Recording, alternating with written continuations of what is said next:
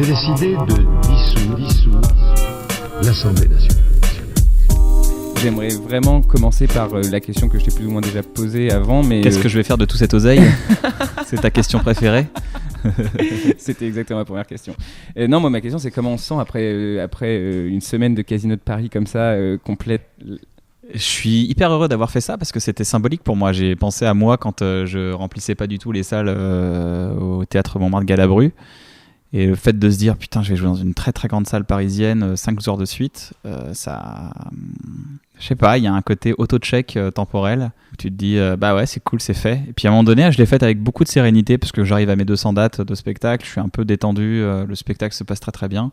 Il est bien abouti maintenant, il roule quoi, il est vraiment roulé. Les gens, voilà, c'est constant quoi. Les gens sont là. Il n'y a plus trop de surprises et ça se passe bien et du coup hyper calmement, je l'ai fait très simplement avec. Mon équipe était là, il y avait plein de bienveillance. Alors ça c'est un autre truc qui est dingue, c'est que tu as intégré aussi par exemple effectivement, moi je suis allé à une session où il y avait Jonathan Cohen qui est arrivé ouais. à un moment donné, alors moi je m'y attendais parce c'était que, marrant hein. Comme je te suis, j'avais vu qu'il y avait des guests qui arrivaient de temps en temps et j'étais avec un pote, j'ai dit il y aura Orelsan ou il y aura Jonathan ou il y aura... on savait pas trop, on faisait des paris sur le guest. Et on a vu arriver Serge Le Mito et on a beaucoup rigolé. Ouais, c'est fou d'intégrer ça dans ton heure. C'est pas un passage avant ou après. C'est dedans, ouais, c'est dedans. Ouais. Ça marchait bien dedans. Je trouve que ça marche sur la séparation. Il y a tout un truc sur la séparation, puis sur le fait que je sois seul chez moi, et puis à un moment donné d'insérer un guest qui vient me rassurer, qui vient me détendre. Et qui, mieux que Serge Le Mito ou les Casseurs-Plotteurs, peuvent me parler du célibat. De ouf.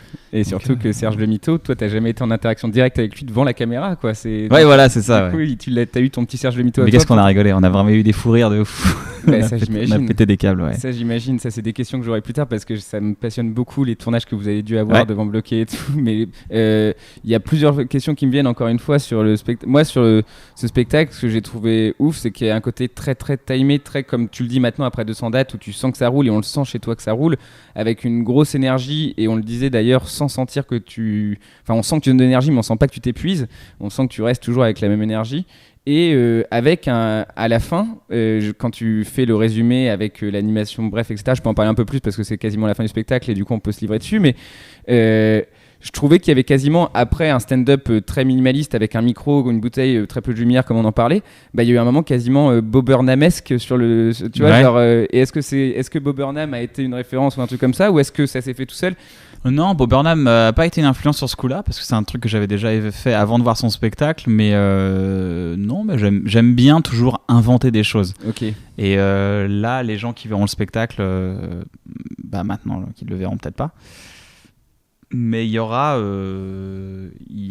j'aime rajouter de la prouesse technologique dans ce que je fais, de me dire attends, ça a jamais été fait, puis j'ai la chance d'avoir une production qui est hyper ambitieuse avec moi, donc je veux dire on va faire des belles choses, on va faire des trucs, et puis ils donnent les moyens de faire des belles choses, et on a fait un petit numéro de fin qui est assez pas révolutionnaire, mais qui n'a jamais été fait en live, qui est fou, ouais.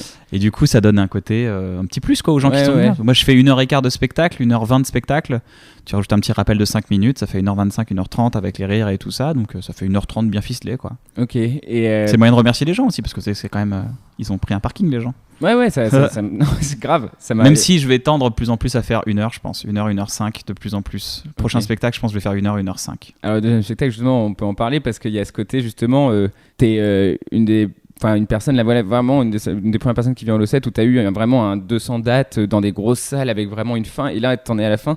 Et du coup, moi, une de mes questions qui reviendra un peu plus tard, mais c'est... Qu'est-ce que je vais faire de tout cet oseille? Encore une fois, un upset, cette question, j'arrive pas à m'en sortir. C'est la question de Booba. C'est la question de Booba.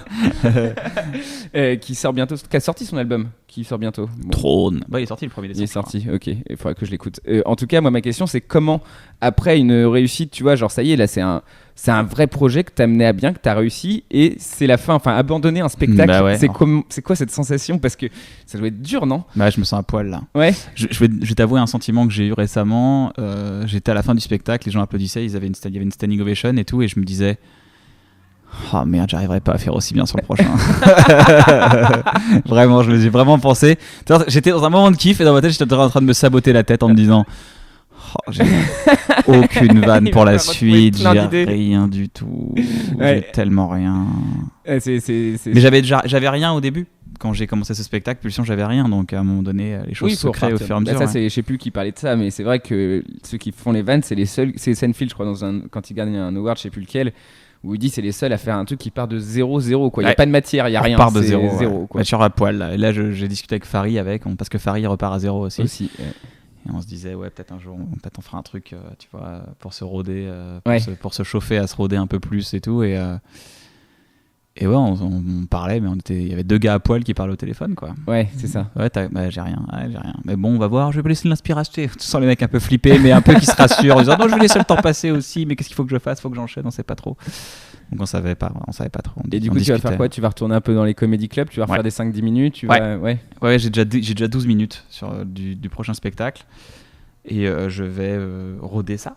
Mais du coup, ça c'est un truc que les gens ne savent peut-être pas, mais que je pense savoir, et tu me dis si je me trompe, mais quand on aime autant le stand-up que toi ou comme moi, ils pourront imaginer que du coup après le Casino de Paris, ils retournent dans les pizzas et tout, alors que c'est un kiff quasiment identique, quoi. C'est-à-dire que je préfère même. Ouais, voilà, c'est ça. Et ça, les gens ne comprennent pas, c'est que ce côté de retourner dans les salles, tu vois, genre tester des 10 minutes par 10 minutes, construire, c'est quand même un moment. Avant cette salle de 1500 du Casino de Paris, j'ai joué dans une salle qui s'appelle The Fat. Ouais. Ça s'appelle un truc qui s'appelle The Joke de Choupa, organisé par. J'y vais le 8 janvier par Younes. Et j'avais rien à faire là, si tu veux. Ouais. Si on parle de carrière, j'avais rien à faire là. J'étais juste heureux d'être là. Ouais, voilà. Parce que j'aime le stand-up et j'aime jouer devant 50 personnes, 40 personnes. Je trouve qu'il y a un truc, je sais pas. Ouais, c'est une sensation. Ça me fait du bien. Ouais. Mais je me rappelle très bien, des fois, j'avais des moments où je disais, même j'appelais des potes, je fais, vas-y, je peux faire ta première partie vite, je me sens pas bien ce soir, ça va me faire du bien. Ouais, j'ai passé une journée de merde, vas-y, viens, on passe. Les gens, pareil, moi, quand ils disent, mais tu rejoues, tu pourrais peut-être faire une soirée et tout, et j'ai besoin de ce shot. Ouais, un shot d'adré, ouais, ça fait du bien. Ouais, ça fait du bien. Et du coup, toi, il y a aussi ce côté, le rire, tu le dis, il prend une grande place dans ta vie, t'en parles même dans le spectacle, que t'avais été voir ton père en fin de vie rigoler encore, c'était un truc incroyable pour toi. À ce moment-là, ça a encore plus développé ton envie de rigoler, ou ça l'a changé dans une autre forme de volonté de rigoler, ou comment ça s'est passé? Je pense que c'est un truc qui est inné, enfin qui est en toi, en tout cas qui est inné ou qui est socialement acquis très rapidement. Ouais. Le besoin de raconter des histoires, le besoin de s'inventer une autre réalité. Je pense que j'ai jamais été trop addict à la réalité, j'avais besoin de m'évader plus, quoi. Ok. Je sais pas trop comment analyser ça de manière. Pas trop addict à la réalité. Je suis pas addict à la réalité, je suis plus addict à l'imaginaire. Ça c'est ma came. Ouais. Je crois que j'ai une décharge de dopamine à chaque fois que j'ai une idée, donc je crois que je suis addict à ça, ouais. Ok. Et les idées deviennent comment? C'est par l'ennui. Ouais. T'en parlais ça dans un. Ça ira dans le truc que attendre. Prendre du temps, marcher avec son pote, marcher avec Navo, rigoler, passer du temps. Et après, comment, parce que les idées, moi, on en parlait avant, moi j'ai un peu cette dynamique avec des gens de la jeune génération, Joseph, Rémi, etc. Et on en a plein des idées, et vous, par contre, vous avez quand même des exemples vous avez des idées et vous les amenez à un projet, et ce projet vous l'amenez à bien, et vous en arrivez à un document qui devient culte. Enfin, pour l'instant, si on prend les 3 pastilles, c'est 3 pastilles cultes, et si on prend, du coup, comment on passe de tiens, j'ai eu 5 idées, mais celle-ci, on va la prendre et on va l'amener là-bas? J'ai mon navomètre. Ok. Tu sais, des idées, j'en donne tous les jours à chaque fois. Et en fait, dès que sa pupille, elle se dilate. Ok, c'est comme dans les mangas. Voilà, ça va. J'ai une bonne idée là. Bref, il me rappelle très bien. On écrivait mon spectacle, on était dans mon appart, on était dans une petite chambre. Et je disais, bah voilà, il y a ça. Puis ça peut être bien de faire un peu à la manière des films américains, ça va vite et tout. Il me dit, ouais. Ouais, ça faut le faire tout de suite. Ok, bien on l'a fait tout de suite. Ok, ok. Parce que bref, par exemple, ça c'est une question que je voulais te poser aussi. Est-ce que tu t'imagines le nombre de films de mariage, de CV vidéo, de choses comme ça que t'as influencé en France quand même? Tant mieux. C'est génial, c'est-à-dire que t'as eu un ton, quoi. Ouais, tant mieux, ouais. Parce qu'en plus, par exemple, j'ai un pote qui avait fait un CV vidéo en mode bref. Ouais. Et il a eu des réponses et ça marchait hyper bien et c'était un ton qui marchait. Ouais, t'as eu. Si j'ai pu provoquer une envie d'être créatif, des déclenchements salariales, des orgasmes post-mariage ou l'orgasme post-mariage, je sais pas. Ou des trucs, des rencontres, j'en suis hyper heureux. Mais si tu veux, moi j'ai rien inventé pour le coup. Tu vois, ce ton-là, c'est un ton que j'emprunte au cinéma. Tu vois, c'est un ton qui existe déjà avant moi et j'y greffe ma patte et j'y greffe mon ADN et qui je suis, mon quotidien, et j'invente des règles dedans, j'invente des concepts dedans. Ouais. Tu vois, c'est un truc. Bah, il y avait un ton déjà très stand-up dans Bref, d'ailleurs. Oui, parce que c'est mon ADN. Bah oui, voilà. Bah oui. Avant de passer au sujet de la semaine, quelques questions. Tu parles de tes origines iraniennes sur scène. Ouais. Elles prennent quelle place dans ta vie, ces origines iraniennes? La bouffe. La bouffe. Ouais, je sais cuisiner iranien, quoi. Ok. Je parle iranien. Tu parles iranien? Ouais, je suis trilingue avec. Anglais je parle iranien. Netflix et iranien. Mais ouais. Ok, bah écoute, non, mais ça t'en parle d'une façon, je trouve, dans le spectacle. Oui, je le dis juste une fois, juste. Ouais. Mais... Ce petit truc à l'iranienne. Ouais, avec la fameuse phrase, là pour le coup, comme il y a 5 dates, on va pas tout dire au cas où. Ouais. Mais ouais, je vois ce que tu veux dire. Ok, il y a un petit truc ponctuel qui est assez marrant. Mon frère t'a duducisé. Ouais, c'est fou ça. Et il n'y a aucun lien, enfin il n'est pas passé par moi pour me dire non, que c'est je vais dingue. faire Kian, etc. Et ça s'est fait. Et du coup, tu as été street artisé. Ouais, et ça a été ma photo la plus likée sur Instagram. Étrangement. Ah ouais, c'est fou, hein. Mais parce qu'en plus, moi je connais tous ces personnages à fond parce que je le suis de ouf, évidemment, c'est mon frère.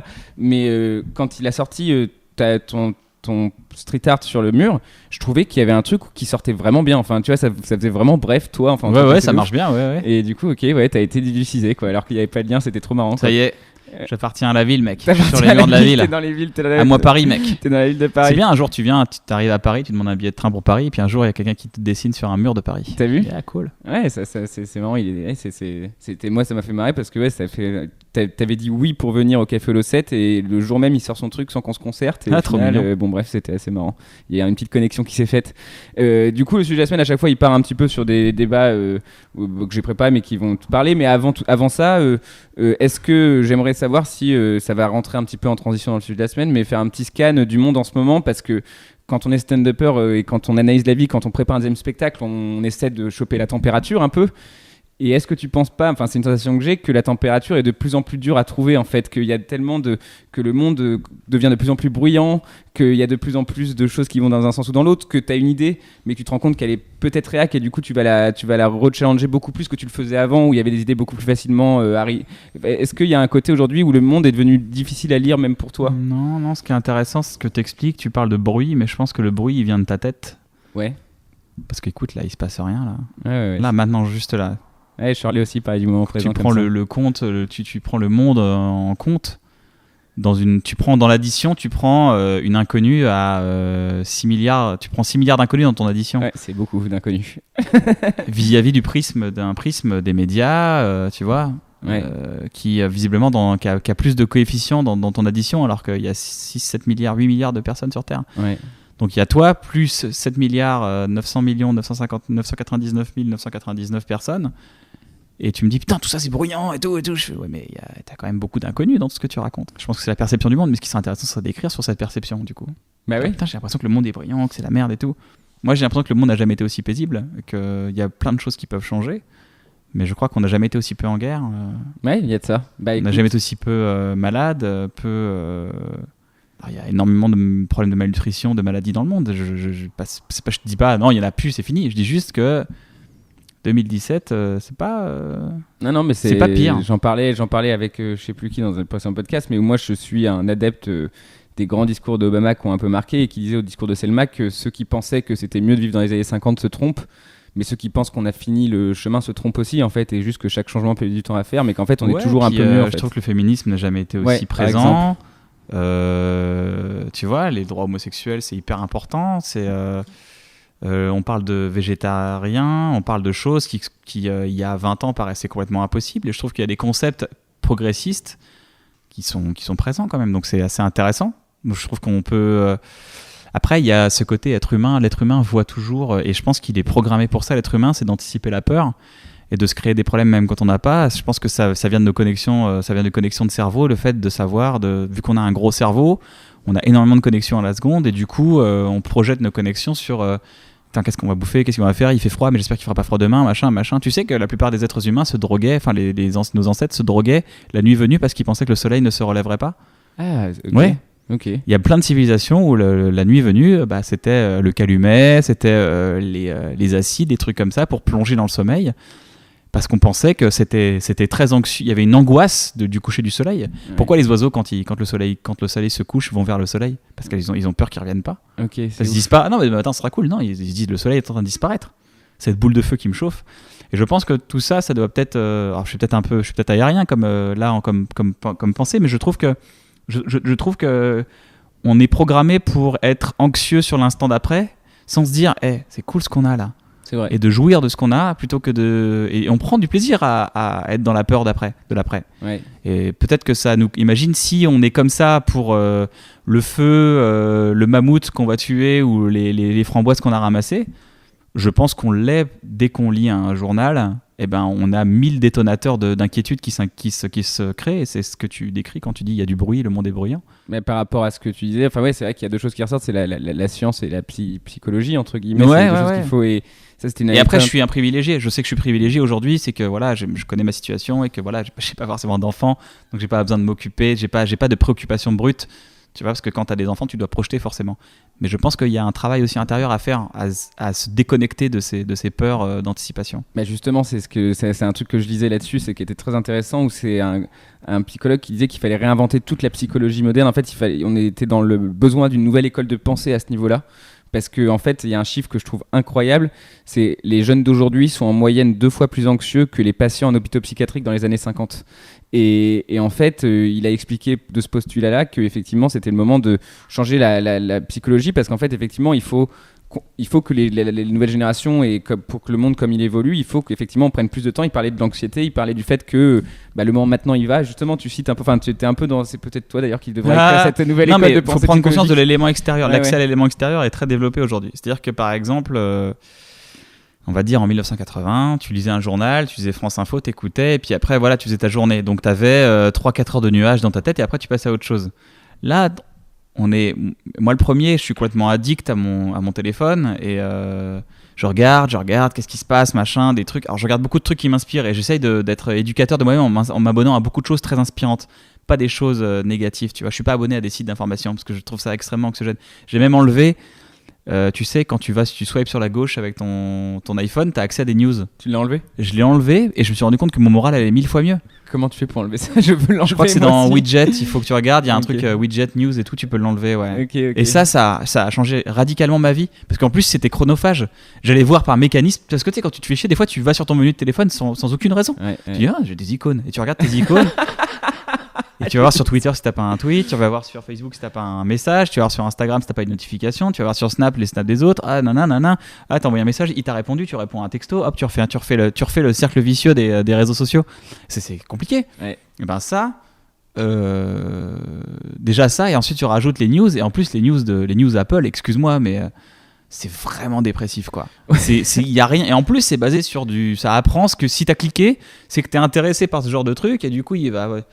Et, tu vois, je pense qu'il y a une sorte si ton dictionnaire apprend qui tu es et ce que tu vas taper, je pense que les clics que tu fais sur ton iPhone aussi doivent être comme ça. Ah oui, je suis pas sûr, il faut vérifier, mais je me dis que ça doit être... Ça m'étonnerait pas. Et je me dis que tout ça contribue à un accès à des informations négatives. Et une information négative plus une information négative, ça s'additionne. Ça s'additionne et ça fait une génération anxieuse, effectivement. Et peut-être, j'ai pas la science infuse pour la génération, mais je pense qu'on a accès à beaucoup trop de données et il y a un côté très addictif sur la mauvaise nouvelle. Ah, je savais, voilà, tu vois, voilà, s'inquiéter. Quand je vois ma daronne, oh là, qu'est-ce qu'elle est inquiète des fois. Ouais, c'est fou, hein. Juste être à Paris, moi, ma daronne, elle est inquiète. Ouais, elle est inquiète. Ah ouais, mais non, mais ça, mais oui, mais. Je crois qu'il y a une addiction, oui, mais. Il y a une addiction, oui, mais il y a une addiction. En tout cas, tout ça fait une très bonne transition sur ce que je voulais parler. Sur les bouchons. On est en voiture, par exemple. Il va y avoir des bouchons. J'espère qu'il ne va pas y avoir des bouchons. On n'est même pas en train d'avoir des bouchons, et on est en train d'espérer qu'il n'y ait pas des bouchons. C'est-à-dire qu'on est en train de s'imposer un problème. On espère qu'il n'y aura pas des bouchons. C'est complètement stupide. J'espère qu'il ne va pas pleuvoir, hein, parce qu'après. J'espère que le métro. Et en vrai, qu'en se disant ça, t'as pourri ton instant qui était tranquille. Ouais. Et je pense qu'il y a une addiction à la problématique. Ouais, et puis on vit le temps dans le futur proche, en fait. C'est fou, ça. Ouais, c'est ça. Et il y a des bouquins à lire comme Le pouvoir du moment présent de Eckhart Tolle qui est magnifique, qui te dit, mais là, est-ce que maintenant, tout de suite, est-ce qu'il y a un problème ? Et la réponse, la plupart du temps, est non. Et il te dit, tout ce qui s'est passé dans le passé, s'est passé dans le présent. Tout ce qui va se passer dans le futur va se passer dans le présent. Donc autant, là, maintenant, être dans le présent.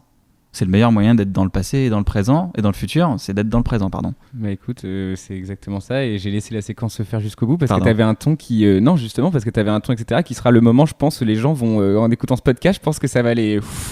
Tac. Tiens, tu vas Mais c'est peut-être pas mon devenir- propos, c'est celui des Gartolets. Non, non, mais bien sûr, mais c'est très bien dit, et je suis assez d'accord avec cette théorie, et justement, bah, ça vient avec le sujet, genre, il y a un petit jeu d'effet sur ce que t'as fait avant, mais en vrai, ma question, c'est... et ça vient plutôt de toi et de ton crew avec tout ce que vous avez fait. Moi, ma question, c'est est-ce que notre génération est bloquée ? Alors, il y a le mot bloqué qui revient, mais parce que ça vient d'une idée, c'est que en soi, on a une génération un peu amorphe en ce moment grâce à cause de tout ce qui se fait. On a l'impression qu'on est amorphe alors que je pense qu'on fait plein de choses. Justement, ça va être ça le débat, mais c'est marrant parce que tous vos documents que vous sortez à la fois sont hyper justes et nous touchent tous, enfin notre génération en tout cas, tu vois, on se revoit avoir la vie du mec de Bref, on se voit être dans le canapé avec Orelsan et Gringe, on se voit se faire embrouiller par Serge Mito, enfin on est dedans au point où j'ai pris une petite citation, mais que Thomas Mann dit dans La mort à Venise, où il dit pour qu'une œuvre agisse immédiatement et profondément sur le grand public, il faut qu'il y ait une secrète parenté, voire une identité de destin personnel de l'auteur et le destin anonyme de sa génération. Et je pense qu'il y a ça qui s'est passé dans des œuvres que tu as faites toi, il y a eu une parenté entre le destin de ta génération et toi-même. Mais du coup, le paradoxe, c'est que ce que je trouve assez paradoxal, et c'est pour ça que je voulais en parler avec toi, c'est que en même temps, à chaque fois, c'est l'image d'un héros ou d'une dynamique de gens bloqués un peu, qui zonent, qui comme nous. Mais à la fois, en fait, derrière l'écran, Navo, toi, Kian, Gringe, Kian Orelsan, Gringe, etc., vous êtes des gens hyper actifs qui faites plein de choses et qui amenez vos projets au bout. Donc, comment vous gérez cette dichotomie entre écrire sur des gens qui font rien, entre guillemets, et en même temps, vous, derrière, en fait, bah, on n'arrête pas... C'est des facettes. En fait, ouais, mais... c'est une personnalité, c'est beaucoup plus complexe que d'avoir une seule facette. Ouais. Je passe beaucoup de temps chez moi à zoner, à faire quoi que ce soit, mais...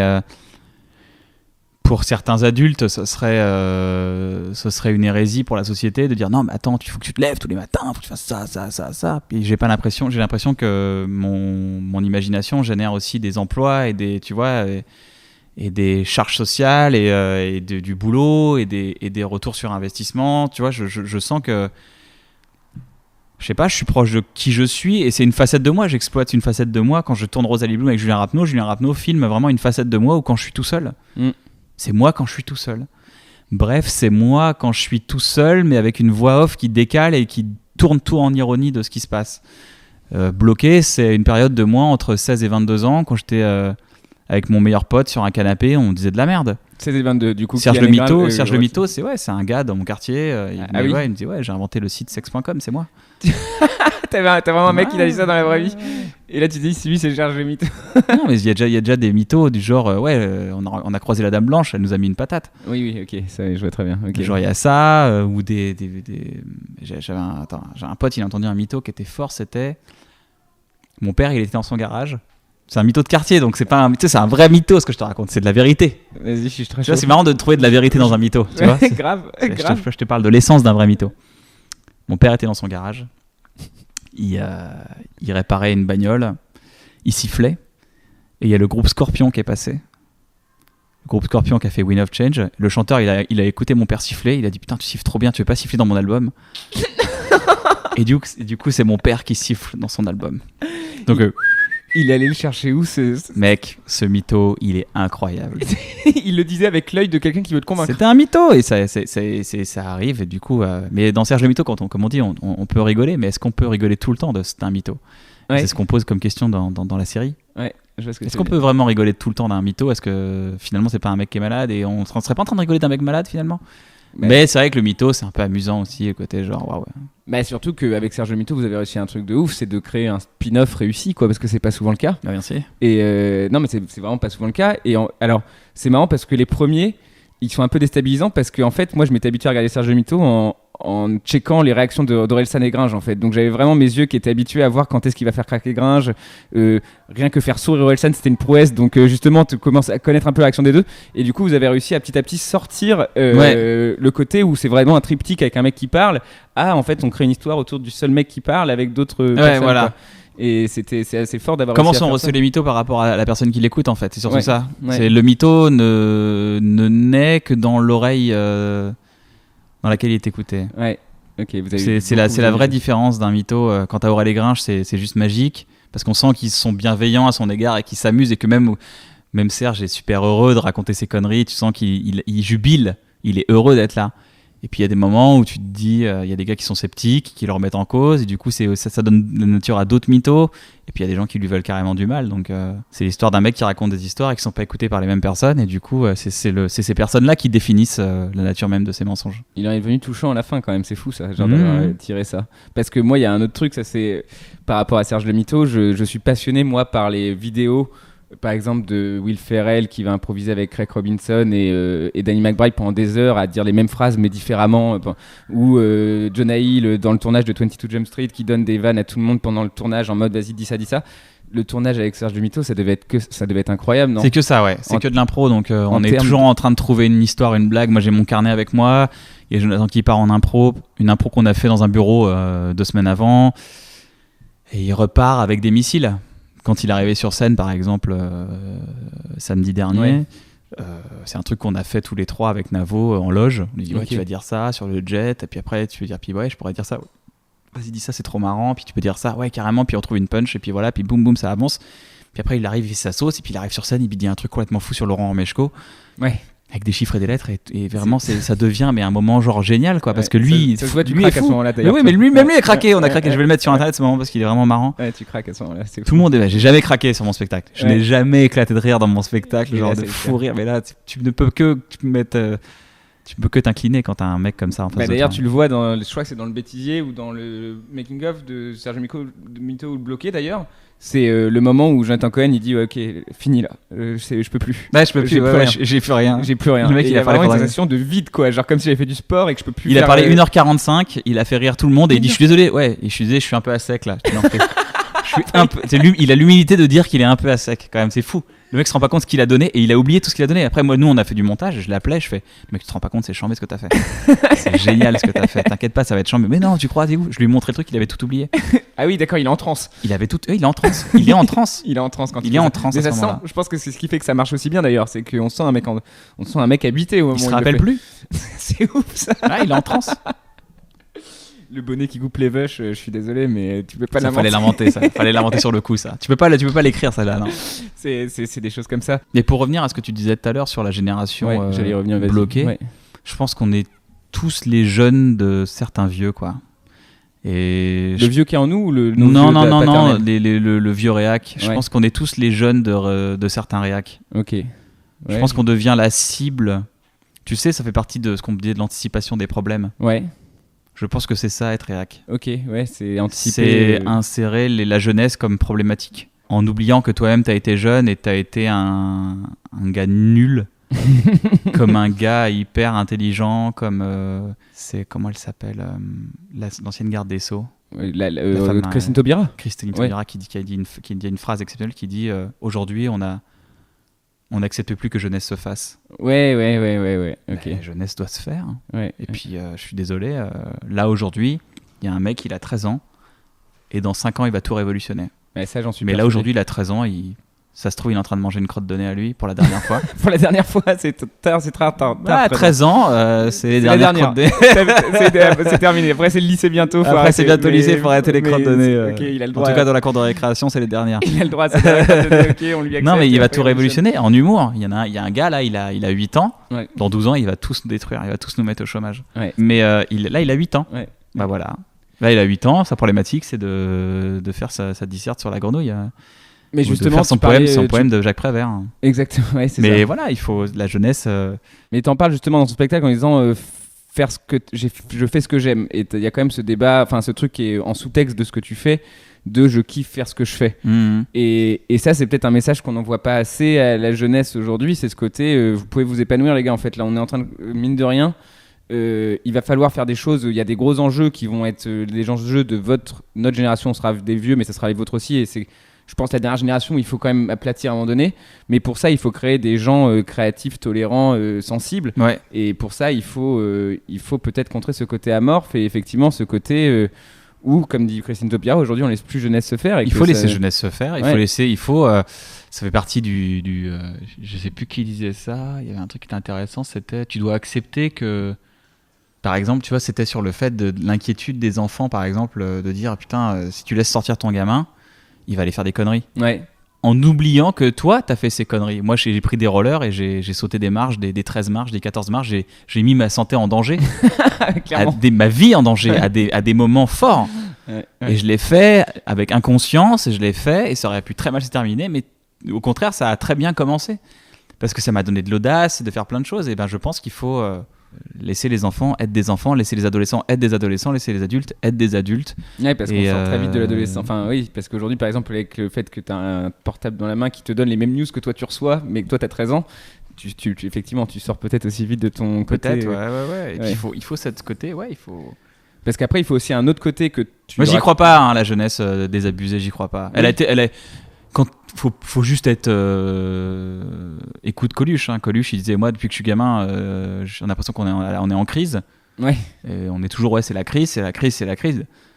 Ça, ça fait partie des anticipations négatives. Ça fait partie de l'anticipation négative de l'être humain, j'ai l'impression. Et après, il y a aussi la jeunesse qui écoutait du rock, qu'est-ce qu'ils vont devenir débiles. La jeunesse des jeux vidéo, ils vont devenir débiles. Bah, on n'a pas l'impression d'être devenus débiles. Hein. Non, ça va. Plutôt bien, je trouve. On n'est pas devenus des gens amorphes ou complètement... C'est peut-être qu'il y a un changement de plus en plus rapide et que quand même, tu parlais que l'humain... il avait une clé il y a une clé de l'humain, c'est qu'il est un peu il anticipe de façon négative le futur, mais il y a peut-être aussi une clé chez l'humain, c'est d'être réfractaire au changement, quoi, et que en fait là on est dans une vague où le changement est puissant et rapide, et du coup est plus visible, il n'est pas plus rapide, il a toujours été, il va à la vitesse qu'il va en fait. Il est plus visible, tu penses, c'est juste ça? Oui, c'est juste qu'il est plus visible, il y a plus de reportages, il y a plus de documentaires, il y a plus de trucs, il y a plus d'images. L'image, c'est quand même magique de transporter des images. Ça n'existait pas, ça, avant. Est-ce qu'il n'y a pas un trop plein d'images ou est-ce que c'est bien, selon toi, que ça soit en profusion aujourd'hui et que y a les meilleurs qui sortent? Enfin, tu vois, parce que... C'est bien, parce que moi, quand je regarde Facebook, parce que je regarde ça comme un média, j'essaye de... J'ai tordu le fil d'actualité. Parce que Facebook travaille pour qu'on reste addict à son site. Ouais. Bon, ça, ils y arrivent parfaitement. Eux, ils sont forts. Bravo, les gars. Les réunions de travail ont bien marché. Franchement, on peut vous le dire. Bravo, les gars. C'est vraiment bien, vous avez bien bossé. Bon, maintenant je suis addict. Maintenant, qu'est-ce que je fais? Je prends de la bonne cam ou je prends de la mauvaise cam? Le constat. Bon, maintenant c'est bon. bon. Bah voilà, je prends de la quoi? Je prends de la dopamine ou je prends du crack? Ouais. Et ben, je prends de la dopamine et du coup, je m'abonne à des flux qui m'intéressent et qui me rendent meilleur, enfin, qui me font du bien, quoi. Des choses inspirantes, des discours inspirants, dès que même un proche poste un truc et ça, je le signale, je dis non, ça je ne veux pas.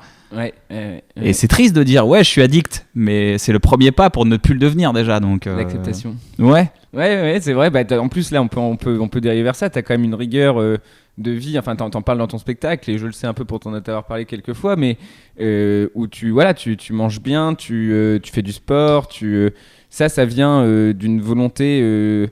Enfin, déjà, est-ce que tu penses que notre génération est capable de se mettre autant de restrictions, parce que c'est quand même, c'est pas on une n'est pas habitué, enfin, non. de restrictions d'éthique de vie. Ouais. C'est-à-dire que faut quand même se chauffer. Et comme je te disais tout à l'heure, moi, une vague Mais de t'as froid quel âge m'empêche d'aller courir. J'ai 28 ans. À 28 ans, je faisais pas ça, moi. Ok, bon, ça va, j'ai un peu de temps. À 28 ans, j'étais en période McDo, Kiri, pain, ça, riz, j'ai arrêté le McDo, j'ai arrêté le soda, j'ai arrêté tout ça. Non, mais j'étais dans une période, j'ai eu ma période nourriture à base de Kinder et de McDo. Hein. Je l'ai eu aussi, mais c'est jeunesse. La jeunesse se fait, puis à un moment donné, l'entretien arrive. Mais tu sais, j'ai fait.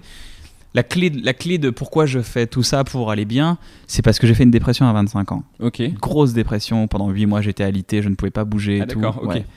Mon ex, je lui dois énormément parce qu'elle m'a vraiment aidé à pas tomber dans la rue, quoi. Parce que j'aurais pu vraiment... Je pense d'ailleurs que ça peut expliquer beaucoup de choses. Tu sais, on dit, qu'est-ce qu'il fait dans la rue? Lui, il faut trouver un truc, un travail. Je pense que ce sont des gens très sensibles qui sont dans la rue et qui se retrouvent à des situations où à un moment donné, ils sont submergés d'un truc et j'aurais pu me retrouver à la rue, je pense, facilement, quoi. Si j'avais pas eu ma meuf, j'aurais laissé tomber, quoi. Sincèrement.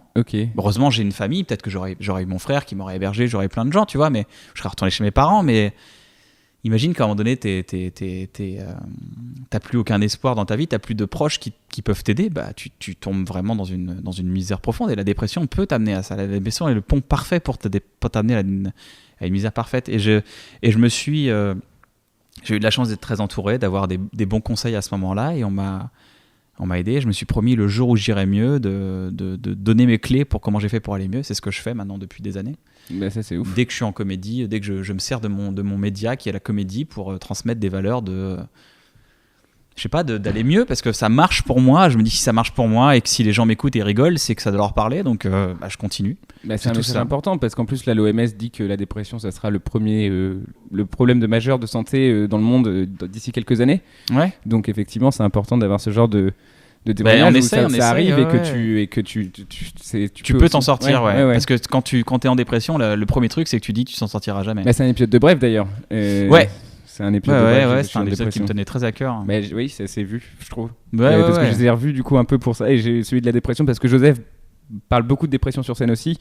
Et c'est un débat moi que j'aime beaucoup parce que je suis assez sensible à ça, même si pour l'instant j'ai été épargné par ce problème-là. Tant mieux. Ouais, on va pas. Tu seras peut-être jamais. Peut-être, voilà. Non, mais c'est ça. C'est pas. Mais effectivement, j'ai regardé quelques épisodes et j'ai revu l'épisode sur la dépression et on sentait qu'il te tenait à cœur encore plus. Ouais. C'est tout ce qui, de toute façon, tout ce qui est dans Bref me tient à cœur. Oui. Mais celui-là, c'était vraiment une clé d'essayer de faire rire. Et je sais que j'ai reçu des courriers par rapport à ce truc et des gens qui me disent ça me donne un espoir. Et l'espoir en dépression, c'est la lumière dont tu as besoin.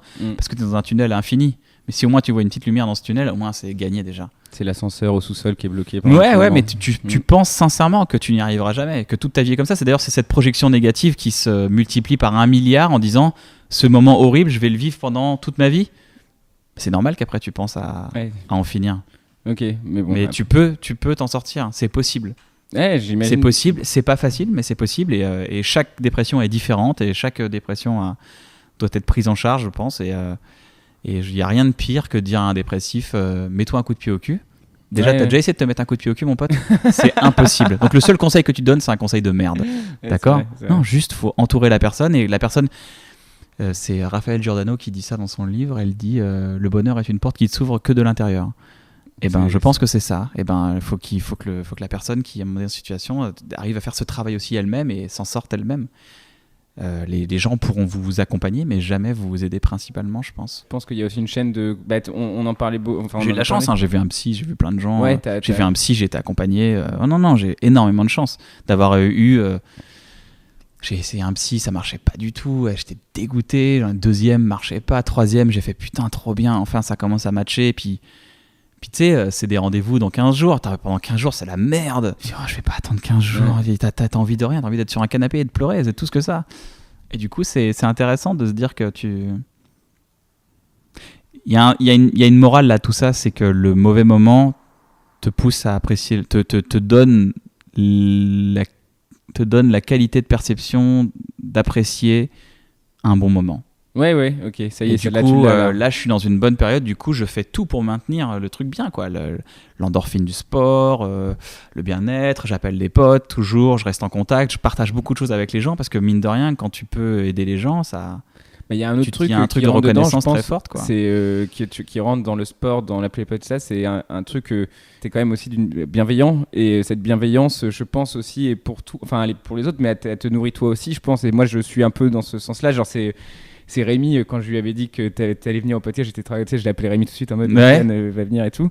Il me dit oh là là, ça va être une explosion de bienveillance. Ça va être les trucs les plus bienveillants que j'ai jamais vu de ma vie, genre parce que j'ai un peu cette réputation là aussi d'être positif et d'essayer tant mieux. Pousser les gens, mais c'est vrai qu'il y a eu ça et je pense que la bienveillance c'est aussi un outil dans le monde dans lequel on vit aujourd'hui qui peut être utilisé. Simon Sinek dans une conférence dit quand on génère quand on aide les gens, quand on donne aux gens, on reçoit une décharge d'ocytocine, qui est tu vois, et c'est la décharge c'est une drogue qui t'empêche de tomber malade, c'est une drogue qui est parfaitement calibrée pour ta chimie de ton cerveau, il y a plein de choses qui sont comme ça. Donc il y a un truc hyper intéressant de se dire que plus tu donnes, plus ton cerveau parce qu'il y a un sentiment de reconnaissance forte en fait et du coup c'est David Letterman qui termine quand il gagne le Mark Twain Award. Là il y a la cérémonie qui a eu lieu il y a une semaine et moi David Letterman pour moi c'est une idole, c'est le boss, c'est pour moi vraiment une idole et la fin de son discours c'est il dit je sais 2 choses sûres dans ma vie, la première c'est une vanne et la deuxième et c'est la dernière fois que David Letterman parle et c'est la fin il dit si vous aidez quelqu'un vous allez automatiquement vous sentir mieux et c'est quelque chose qui m'a aidé toute ma vie et c'est la fin de son discours du Mark Twain Awards. Donc à mon avis il a écrit pour que ça soit peut-être pas la postérité mais en tout cas il a écrit pour le dernier mot est important pour lui, il sait écrire et il a la notion du discours et le dernier conseil c'est si vous aidez les gens vous allez automatiquement vous sentir mieux derrière. Ouais et puis les aider avec bienveillance, c'est-à-dire sans entendre rien en retour et sans la prétention d'y arriver mais c'est juste au moins de proposer une présence et une aide et de dire bon bah si t'as besoin le fameux débat, moi j'ai été dopé aussi à Friends quand j'étais petit, le fameux débat de est-ce qu'il existe des bonnes sections désintéressées, et à l'époque ça faisait sens dans les années 90-2000, et je crois qu'en fait en 2017 on est arrivé justement à ce côté, en fait c'est peut-être une des dernières cassures qu'on a faites, tu vois, genre de dire bon bah en fait on est dans une société aujourd'hui, il va falloir commencer à faire des bonnes actions désintéressées en fait. Bah ouais. C'est parti. Ouais. Bah ouais, mais qu'est-ce qui t'empêche de faire un truc qu'est-ce qui t'empêche d'aller dans un hôpital, dans un service, d'appeler une association, de dire vous avez pas besoin de moi pour faire du café, ou je vous dépose quelque part pendant que vous ferez une opération, un truc comme ça? Qu'est-ce qui t'en empêche dans la vie? On est si chargé que... On a la sensation de l'être en tout cas. Oui, mais c'est une perception. C'est une perception. La perception, ça se modifie. Attends, je prends une clémentine. Vas-y, bien sûr. La perception des choses, c'est la clé. C'est ce qui fait que tu as l'impression d'être débordé ou tu ne l'es pas. Et quand tu te ressens dans le moment, ça te... D'ailleurs, je recommande les trucs, la méditation, les trucs comme ça. Tu médites? J'apprends. Ouais. C'est dur d'avoir la... J'ai essayé d'apprendre aussi, mais c'est dur d'avoir... C'est toi que j'en parlais. Moi, j'ai du mal à faire ça quotidiennement. Je pense qu'il faut que je me l'impose. J'arrive à faire du sport quotidiennement, mais j'arrive pas à méditer quotidiennement. Je médite quand ça va pas, et c'est ça qui est dommage. Ouais, parce qu'il faut méditer quand ça va bien, en fait, je crois. Bah ouais. Non, mais t'as raison. Il faut méditer quand ça va bien pour muscler le biceps de la méditation. Et c'est comme du skate. Le skate, faut en faire tous les jours, sinon t'y arriveras jamais. Et ben, c'est pareil pour la méditation, mais j'ai pas encore trouvé J'ai trouvé d'autres clés dans ma vie et ça va, j'avance. 35 ans, j'ai réglé des trucs. Alors après, du coup, il y a un autre truc par rapport à notre génération, c'est Vous êtes des branleurs. Vous êtes des branleurs, tu m'entends? Vous êtes des branleurs, bande de jeunes cons. Franchement, j'ai envie d'en parler parce qu'il y a un truc, moi, j'ai envie d'écrire un texte là-dessus un jour, mais j'ai pas encore l'angle. Mais j'ai envie de parler de la crise, de la midlife crisis de la génération Y en fait. Je pense qu'on est une génération, quand on va faire notre crise de milieu de vie, ça va être improbable parce ça on le sait pas comment on est une génération test un peu, tu vois, qui avons découvert internet tôt, qui avons grandi avec la profusion de contenu. On est toujours une génération test. Ça c'est vrai. Mais en tout cas, t'imagines la génération qui a découvert l'automobile. Ouais. Et le train. Ouais, le fait de se déplacer. Le téléphone. Non mais c'est vrai. Mais en tout cas, là je pense qu'on a une génération quand même de gens pressés, de gens qui n'ont pas l'habitude d'attendre, de gens qui veulent se divertir en permanence. Quand même, il y a quand même, enfin tu vois, la société du spectacle dont parlait Debord, elle est quand même arrivée à un stade énorme aujourd'hui, le côté... Les années folles, t'en parles de quoi? Tu parles de quoi, les années 20? Tu dis quoi là-dessus? Je dis qu'il y avait des moments de vie que là, on va quand même vers un monde d'intelligence artificielle, dans un monde de réalité virtuelle, dans un monde où... Je suis pas d'accord avec toi. Ouais. Les moyens ont changé, mais l'envie est toujours la même. C'est quoi l'envie? L'envie de se divertir a toujours été là. Oui, mais du coup... Surtout entre deux guerres, t'imagines? Eux, ils ont connu la guerre. Alors t'imagines l'envie de divertir quand elle a été exacerbée par rapport à la nôtre. C'est vrai. Ça c'est sûr. On en parlait avec Paul justement dans le podcast. Le sentiment post-guerre, ça c'est un truc. L'insouciance post-guerre et la volonté de se divertir post-guerre, elle est incroyable. Et nous justement peut-être. Eux ils avaient la chance d'être en vie, nous on l'a plus là, cette chance. Mais alors ça c'est une idée. Qu'est-ce que ferait une génération post-guerre avec nos outils à nous? Tu vois ce que je veux dire? C'est ça en fait, moi un peu le fond du truc. Ils iraient pas sur Facebook, c'est sûr. Mais voilà, tu vois. Mais il y a un peu de ça, tu vois. Il y a un peu de ça dans le truc. C'est la crise de la cinquantaine de la génération Y, c'est la crise de la cinquantaine d'une génération qui a des outils. Nathan Bensoussan en parlait, c'était le deuxième invité, c'était hyper cool parce que c'est la seule personne que j'ai eue de moins de 25 ans, on va dire, et qui disait moi je pense que notre génération, c'est une génération à qui on a donné un iPhone dans les mains, mais on lui a pas dit encore comment ça marche, et en fait, tout ce qu'il faut, c'est qu'on apprenne nous à le faire marcher de la meilleure façon possible, en fait. Mm-hmm. Et justement, moi je vois pas forcément ça, tu vois, genre, c'est pas tous les exemples qu'on a ne vont pas vers là. Et justement, quand tu as mis le point là-dessus, une génération post-guerre aurait-elle utilisé notre technologie de cette façon-là, quoi? Je sais pas. Oui, on peut pas savoir. Mais je pense que l'appétit d'un être humain a toujours voulu se divertir, que ce soit à Rome ou. Il y a les théâtres. Pourquoi les théâtres existent depuis tout le temps? Ça fait partie les jeux, ça existe, quoi. C'est l'envie de se divertir. Après. Et tu crois qu'on peut avoir une vie que de divertissement? Tu sais, en mode Wall-E, tu sais, genre t'es vraiment dans ton truc. Et... Je pense qu'il y a des gens qui travaillent pour se divertir et d'autres qui travaillent pour divertir. Donc, c'est ça. Toi, tu travailles pour divertir, du coup. Ouais. Mais le fait de divertir te divertit, en fait. Exactement. Ok. Ouais, ça me divertit, ouais. On a une boucle, là. Ouais, on a une belle boucle. Mais ça n'empêche que le divertir est dans les deux camps. Donc 100% des gens sont dans le divertissement, quoi qu'il en soit. Ouais. Surtout qui ont accès. On parle de sociétés occidentales comme la nôtre, c'est ça? Bah oui, évidemment. Oui. Mais tu sais, même dans les pays, je pense qu'on a besoin de. Non, c'est sûr. Tu parlais justement des années folles, des années 20, le Au revoir là-haut que j'ai vu. Du coup, là, tu t'es documenté sur le sujet en participant au film. Non, mais je suis allé à l'école, quoi. Ouais, mais bon, à l'école, on n'a pas. On apprend les années folles. Les années folles, c'est les années 20, les années folles. Ouais, mais enfin, moi, on m'aurait montré ce film quand j'étudiais les années 20 à l'école, j'aurais mieux compris l'ambiance que à travers un bouquin avec une image d'un mec et tout. Et ce film, d'ailleurs, ce film rapidement, ça devait être fou, le tournage, ces choses là. Enfin, c'était dingue, c'était dingue. Je suis arrivé peu parce que j'avais quelques jours, mais c'était travailler avec un mec comme Dupontel, c'est exceptionnel. Ouais. Bah ouais. C'est vraiment un film qui m'a. Enfin, il est encore à l'affiche, je crois. Au revoir là-haut, si vraiment vous l'avez pas encore vu. Il va passer la barre des 2 millions et il est super là. Il a un très bon bouche à oreille. Bah normal, parce que c'est un truc où vraiment je suis sorti de là en me disant putain, ok. Wow. On peut faire des films comme ça en France. Bah, c'est ce que j'ai exactement dit à un pote. J'aime pas du tout cette expression de film français, film pas français, mais là vraiment il y avait ce côté de on peut faire des films comme ça en France, vraiment. C'est vraiment une des choses que je me suis dit. Il y a un autre principe qui me tient un peu à cœur. Je sais pas comment tu vas réagir à ça, mais par rapport à notre génération, c'est mal. Peut-être, j'espère pas.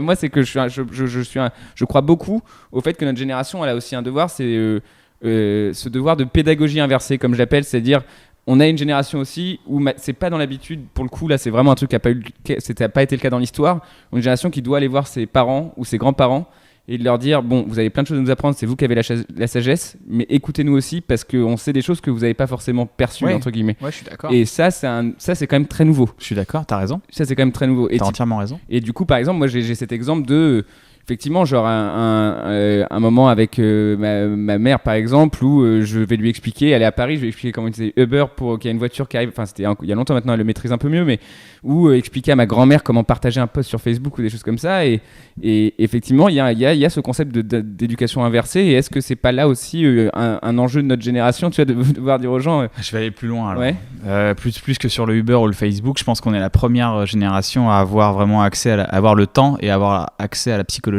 Ouais. C'est-à-dire que si t'écoutais mon père, la psychologie ça servait à rien, et que lui il prenait comme argent comptant tous les fantômes de son passé en disant bah c'est comme ça, la vie c'est dur et c'est comme ça. Je pense qu'on est une génération, on a pu se dire attends, pourquoi ma vie est dure et pourquoi pas la vie est dure. On a dit non, la vie est dure, non ça n'existe pas, mais pourquoi ma vie est dure? Pourquoi ma vie est dure? Elle est dure déjà elle est dure. C'est-à-dire que je la perçois de manière dure, mais pourquoi? Qu'est-ce qui fait que? Quels sont les fantômes de mon passé? Tu sais, il y a cette histoire de 3 valises.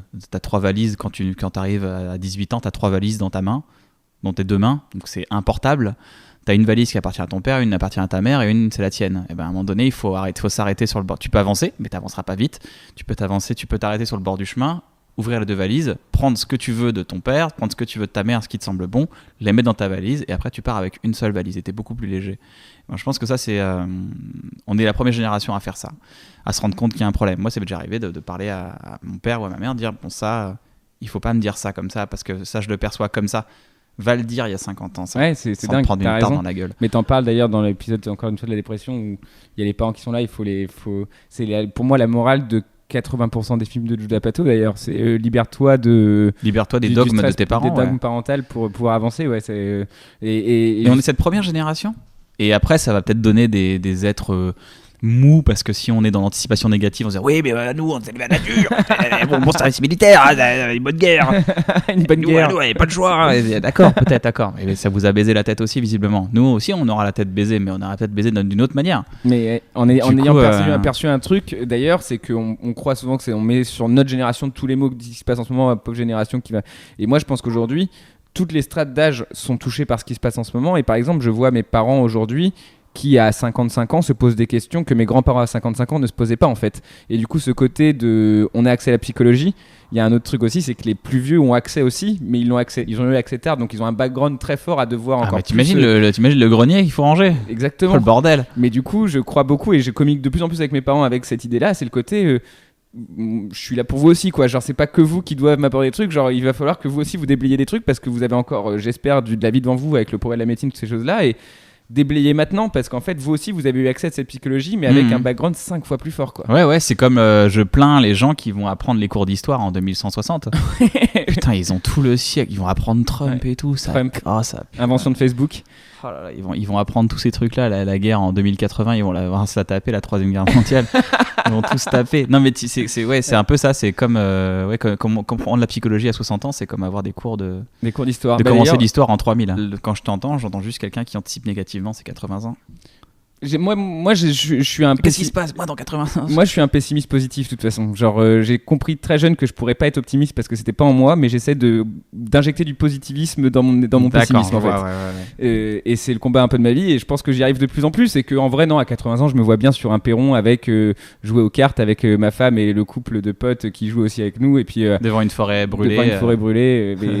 Avec ma bulle de protection. Avec 2 Terminators qui sont en train de terminer le boulot. Voilà, exactement. Parce que je serais très très riche et que je vais faire n'importe quoi. Mais ouais, ok. Et bah du coup, avant la dernière question, est-ce que toi, il y a un truc, par exemple, vis-à-vis de cette nouvelle génération, des choses comme ça, peut-être finir sur une note un peu plus positive. Une news positive qui m'a fait... parce que le mois de novembre, j'ai remarqué, j'en parlais avec Shirley, j'ai remarqué que le mois de novembre, il a été meurtrier pour le moral de beaucoup de gens. Ouais, bah oui. Et c'est une question de saison, parce que ça arrive tous les ans à la même époque. Peut-être un événement là, ou un truc qui t'a fait dire, ah là, les gens sont ensemble et il se passe un truc cool, quoi. Tu vois, il y a forcément un truc, non, je sais pas, peut-être pas. T'étais quand même très focus peut-être aussi dans ton spectacle et t'étais pas trop... Non, mais je suis très... je trouve ça cool qu'on est dans une période où il existe des associations qui aident pour améliorer le bien-être des gens qui sont hospitalisés sans rien attendre en retour, juste d'être présent. Je parle de gens des associations qui sont là pour aider à ce que les Noëls soient moins seuls. Et je trouve ça cool qu'on soit dans une période aussi où des jeunes gens font des podcasts et partagent des idées. Parce que peut-être que quelqu'un qui nous écoute en ce moment est à la recherche d'idées et qu'il est un peu perdu dans sa vie parce qu'il y a des dogmes trop puissants qui l'écrasent et du coup il a besoin de réponses. Et du coup j'espère que ça peut donner des réponses à quelqu'un et que lui derrière pourra entreprendre des choses. Et on ne sait pas, ça se trouve, quelqu'un qui va faire de grandes choses va faire de grandes choses derrière. Je suis fier d'être dans un pays qui aide à l'accès aux médicaments, qu'on n'a pas besoin de payer une chimiothérapie dans notre pays, de ne pas s'endetter de 100 000 euros juste pour survivre. Je trouve ça formidable. Alors il y a beaucoup de progrès qui peuvent être faits. Et moi j'ai de la chance, je suis un homme, mais je suis content où on se dit qu'on peut, ouais, tu vois, il n'y a pas de horde de barbares, tu vois, on est dans un monde beaucoup plus civilisé, plus pacifique qu'avant, et il y a encore plein de choses qui peuvent être faites, notamment par rapport au harcèlement de rue et tout. Et ça fait du bien d'entendre ça parce que c'est pas le discours prédominant. Bien sûr, il y a encore plein de choses à faire. On peut améliorer la santé, on peut améliorer dans tous les sens. On peut tout améliorer. On peut vraiment tout améliorer et il faut se battre pour améliorer les choses. Et ça, c'est fondamental. Mais je pense qu'on a de la chance dans un pays où on peut manger plutôt sainement. Si on s'y intéresse un peu. C'est ça. Si on s'y intéresse un peu, on peut manger plutôt sainement. De 15 minutes à l'entracte du One More là-dessus, d'ailleurs, j'essaie de m'y tenir sur certaines choses. Bah ouais, non, mais on peut, si on s'y intéresse un peu. Je suis heureux aussi dans un monde où on peut s'intéresser à des choses de manière totalement libre et s'entraîner et apprendre des choses. On est dans un monde aussi où YouTube existe, où on peut changer le carrelage de sa cuisine comme apprendre des notions de mathématiques et d'astronomie et peut-être de changer sa vie sur quelques minutes de sa vie. Je suis fier aussi qu'on puisse avoir le temps d'apprendre. Ouais, c'est vrai que et encore une fois, tout peut améliorer, j'en ai bien conscience. Je suis fier d'être dans cette période de 2017. J'aime cette période. On est bien dans cette période. En vrai, mais encore une fois, elle est bien sûr elle est améliorable. Elle est améliorable dans 1000 points. 1227 points. Exactement. Pour et on les listera en listera, ce sera sur le statut Facebook pour lister tous les problèmes qu'on pourra changer. Non, mais je suis heureux c'est con, je vais te dire un truc con. Vraiment, je vais te dire des trucs très cons. Je suis heureux quand j'allume mon ordinateur et qu'il marche. Ouais, je vois ce que tu veux dire. Je lui demande des trucs et ça marche. Ouais, c'est vrai que c'est ouf. Quand je veux imprimer un truc, ça s'imprime. Ouais. Je suis heureux d'avoir un frigo, d'avoir un endroit où on peut réfrigérer des choses. Je suis heureux de profiter de la technologie des lunettes qui m'ont fait que ma myopie, elle soit retirée. Écoute, ça fait déjà 63 points. Il y a des associations. Non, mais il y a des trucs formidables. Je suis heureux de voir des associations comme l'Auberge des Migrants qu'on peut suivre sur Twitter qui aident les gens comme ils peuvent. Les associations comme le Carillon aussi qui aident les personnes sans domicile fixe dans la rue. Je pense pas qu'on soit dans un monde pessimiste. Il y a énormément d'optimistes. Il faut juste les rallier et les encourager. Et si ce n'est les aider avec son temps libre, et ben au moins les encourager et leur dire bravo et les faire se sentir exister et reconnaissants. La reconnaissance. Voilà. Et si on peut améliorer quelque chose, si un jour vous pouvez, je sais pas. Pas forcément donner des jouets ou peut-être vider votre placard et donner ça au relais ou un truc comme ça. Peut-être que ça va vous, plutôt que de vous vider votre dressing, ça va vous remplir vous. Aider les gens. Peut-être, je sais pas. J'ai pas là, encore une fois, je ne donne pas de leçons. Ce ne sont que des hypothèses. Mais peut-être que. Peut-être qu'on ferait bien d'essayer. Mais en tout cas, ça fait beaucoup d'hypothèses qui, si elles se mettaient tous en marche au même moment, ça serait quand même assez cool. Si on le fait pas, ça sera juste pas fait. Mais si on le fait, ça sera fait. Ouais. C'est aussi binaire que ça. Bah écoute, on finit sur une analyse hyper binaire et que je trouve hyper intéressante. Et avec la dernière question que je pose, là c'est plutôt une question. On a parlé des années folles, par exemple les années 20, les choses comme ça. S'il y a un moment de l'histoire que tu pouvais revivre, un moment où tu t'es dit putain, ce moment il est historique. Moi, il y a des moments historiques, tu vas être au dernier show de David Letterman par exemple, ou au premier d'ailleurs, je sais pas lequel je choisirais si je pouvais choisir, ou des choses comme ça. Toi, il y aurait un moment que tu aurais aimé revivre. J'aurais aimé être au spectacle de What is Worth de Dave Chappelle, la ouais. captation qui a l'air juste incroyable en termes de drôlerie. De te lever dans la salle. De faire genre, wow, fuck, de checker Dave Chappelle sur une vanne. Ça, c'est très très drôle, ça, Dave. Ça, c'est un moment historique. Très très drôle. J'en parlais, la première interview qu'Alicia et John avaient fait, j'en parlais, pour moi, j'ai cité à mon premier special, c'est l'énergie qu'il y a dans cette salle, quoi. Ouais. Ça, c'est fou. Quand tu arrives à rendre les gens fous juste par ta présence. Ah, c'est fou, hein. Ouais, et puis... Dave Chappelle, grosse influence. Oui. Dave Chappelle, c'est pas une influence dans le sens où il m'a influencé, mais c'est c'est une admiration. Oui, non, mais c'est ça. Grosse admiration. Quand on aime le stand-up, c'est quelqu'un, j'ai eu la chance de le rencontrer. Quand il parle, quand il dit... Ah oui, tu l'as rencontré ? Ouais, je l'ai rencontré. J'ai pas discuté avec lui parce qu'il était dans une soirée et qu'il faisait autre chose, mais j'ai fait une photo avec lui et tout. J'étais vraiment comme un enfant, quoi. Bah normal, il doit sentir le tabac et le rire. Il fume beaucoup, c'est vrai qu'il fume énormément. Ouais, il doit sentir. Comment tu sais ? Parce qu'il fume club sur club. Ouais, je le vois. Parce que par exemple, quand tu vois son Actor Studio, qui pour moi est un special à part entière. D'ailleurs, si vous avez retrouvé son Actor Studio, il est un peu dur à trouver, mais c'est incroyable. Avec son histoire d'ailleurs, où il a mis 10 heures à arriver de l'avion et en fait ils ont dû retarder. Et il pensait que les gens partiraient alors qu'il y avait finalement plus de gens qui attendaient en espérant que des places se libéreraient. Enfin, une cohue incroyable. Et tu le vois fumer club sur club, tu le vois dans ses specials en mode même dans le dernier, tu vois Netflix, il fume une club, quoi, chose qu'on n'a pas vu depuis quand même très longtemps. Et je pense qu'il a dit à Netflix, ça sera fait de toute façon, donc débrouillez-vous.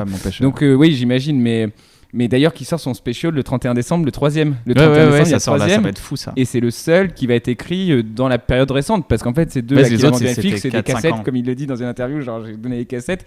Et là, il va y avoir un truc sur la période actuelle et ce special, je l'attends avec très grande impatience. Moi aussi, ça va être cool. Est-ce que tu trouves pas, mais après ça c'est plus ponctuel et technique, mais que Dave Chappelle, musclé comme il se muscle, il a perdu son flow sur scène, d'être un peu tout, tu sais, genre comme il était avant avec ses grandes chemises un peu larges et tout machin. Est-ce que tu trouves pas que le fait d'être musclé l'a rendu un peu statique sur scène, à avoir ce tic d'ailleurs de main sur son special qui était un peu bizarre?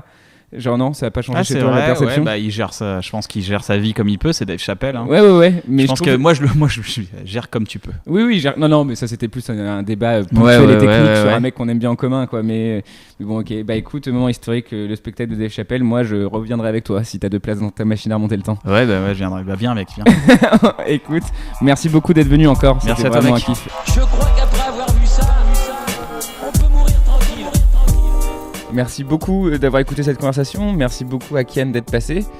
Kian Kojandi, vous le connaissez sûrement plus que vous ne me connaissez moi. Donc, pas besoin de faire une grosse promo, mais c'est Kian Kojandi sur les réseaux sociaux. Et il prépare pas mal de petits projets en ce moment. Du coup, suivez-le.